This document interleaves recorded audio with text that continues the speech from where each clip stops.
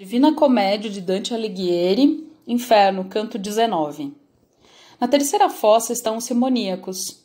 Dante e Virgílio os encontram de cabeça para baixo, afundados em poços. Ali seus pés se agitam sem parar por causa das chamas que os queimam. Dante, inclinado para ouvi-lo melhor, conversa com o condenado, o Papa Nicolau III. Este confunde o poeta com outro Papa, Bonifácio VIII.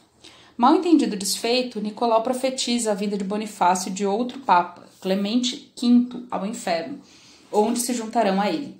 Depois de ouvi-lo, Dante o apostrofa com veemência, condenando a prática da simonia. Em seguida, chegam à ponte que os levará à quarta fossa.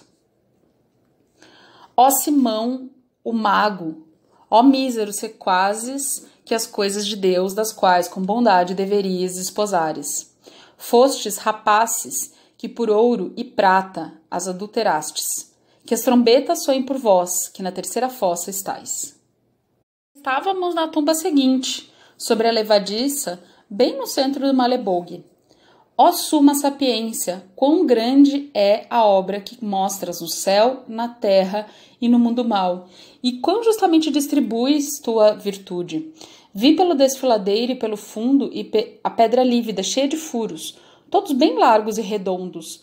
Não me pareciam menores nem maiores que aqueles que há na minha bela San Giovanni, feitos assim para consumar os batismos.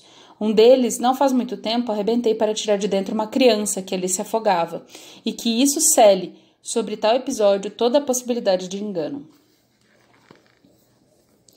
Fora de uma das bocas despontavam até a panturrilha os pés e as pernas de um pecador, e o que faltava do corpo restava emborcado inteirinho lá dentro. Nas plantas dos pés corriam chamas.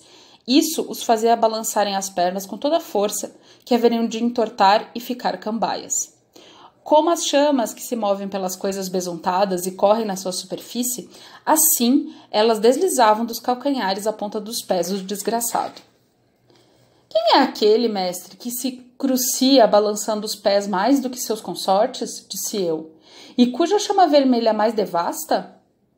E ele a mim, se desejares, levo-te até lá embaixo por aquela rampa mais inclinada, para que saibas quem ele é e que erros cometeu.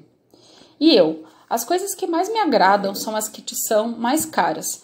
Tu és, Senhor, e eu não me aparto do teu querer, pois sabes bem o que desejo. Então alcançamos os muros da quarta fossa, voltamos e descemos à esquerda em direção ao fundo esburacado e estreito. O bom mestre não me colocara ainda ao seu lado, junto aos buracos nos quais os condenados choravam com a perna. Tu, que estás de ponta cabeça, alma triste, enfiada na terra como uma vara, comecei a dizer. Se puderes, fala. Eu estava como o frade, que faz a confissão do pérfido assassino, que depois de ser pendurado de cabeça para baixo, chama por ele para adiar um pouco a morte. O condenado então gritou, és tu, tão cedo, Bonifácio!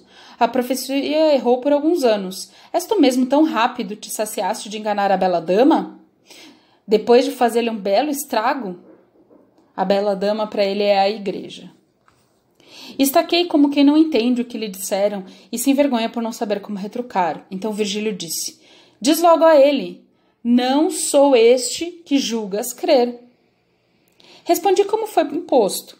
O espírito então retorceu os pés, depois suspirou e com voz chorosa me disse, então, o que queres de mim? Se te interessa tanto saber quem sou, a ponto de descer a íngreme ladeira, saibas que eu vesti o sagrado manto. Eu fui filho dos Orsini. Cúpido fui para todos dessa família, e no mundo lá em cima embolsei o que pude, e aqui estou embolsado. De cabeça para baixo há muitos outros que me precederam, simonizando, pois os vejo pelas frestas da pedra que os escondem. Lá embaixo cairei também, quando vier aquele que acreditei ser tu quando me perguntaste de surpresa. Mais tempo que ele não ficará aqui, à espera, na postura inversa, a cozinhar os pés nessa cratera. Pois logo chegará da Gasconha quem fez a obra mais torpe, um pastor fora da lei que virá até aqui recobrir-nos. Cedendo ao rei da França, será o nosso jazão, o dos macabeus que foi leniente com o seu soberano. Não sei se fui muito imprudente, pois lhe respondi nessa medida. Agora me digas, quanto dinheiro quis nosso Senhor Jesus Cristo antes de confiar a São Pedro a chave da igreja? De certo nada pediu a não ser siga-me.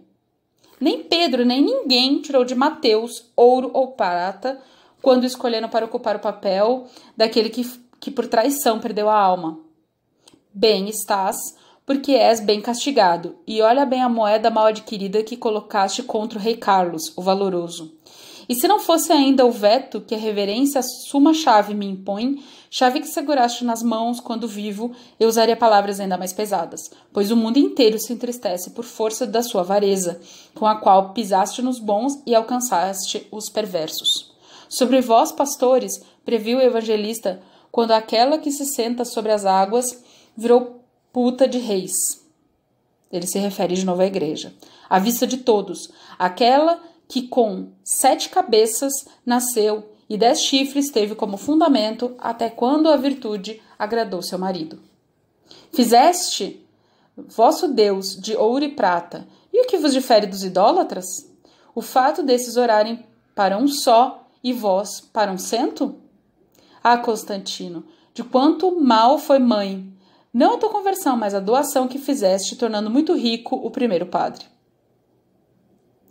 Enquanto jorravam-lhe essas palavras, não sei se mordido de raiva ou vergonha, ele dava coices no ar, o que acredito agradava ao meu guia, que, com um sorriso nos lábios, prestara atenção às verdades que eu entoara.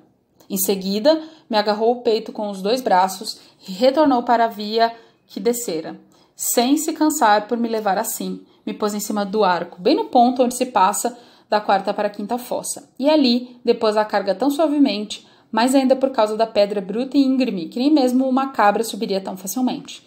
Então, uma nova fossa descobriu-se diante de mim.